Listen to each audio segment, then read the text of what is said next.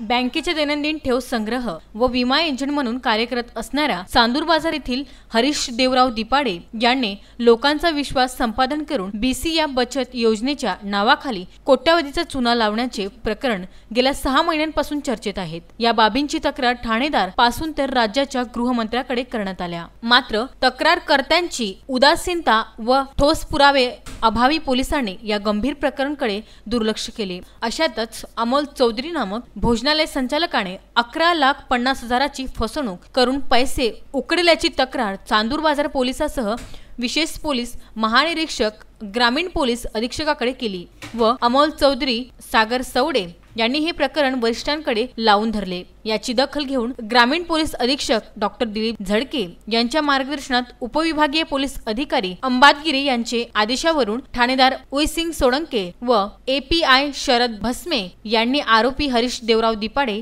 जगदीश देवराव दिपाडे, अमोल जगदीश दिपाडे यांच्या विरुद्ध आमिष दाखवून पैसा उकडणे, मागणाऱ्यांना खोट्या केसमध्ये फसवून जीवे मारण्याची धमकी देणे, संगमत करून विश्वासघात व फसवणूक करणे या आरोपीखाली गुन्हा दाखल केला आहे। बँकेच्या दैनिक ठेव संग्रहक व विमा एजंट म्हणून कार्यरत हरीश दिपाडे याने परिसरातील व्यापारी व सामान्य नागरिकांना विश्वासात घेऊन अतिरिक्त नफा कमवण्याचे आशिम दाखवून बीसीत पैसे गुंतवले व परराज्यात चांगले संबंध असल्याचे दाखवून अमोल चौधरीकडून मसाला व्यवसायासाठी वेळोवेळी 11,50,000 रुपये उकडले। यात मास्टरमाइंड जगदीश दिपाडे याने प्रमुख भूमिका बजावली। यात अमोल दिपाडे याने सुद्धा महत्त्वाची भूमिका बजावल्याचे तक्रारीत नमूद करण्यात आले आहे। नफ्यात भागीदार करून व्यापारात रक्कम गुंतवण्यासाठी या तिघांनी चौधरीकडून लाखो रुपये उकडले। या रक्कमेत किरण रावणकर यांचे बाजारओढीतील दुकान खरेदी केले व तेथे दिपाडे मिरची मसाल्याचा व्यवसाय थाटला व लाखोची फसवणूक करून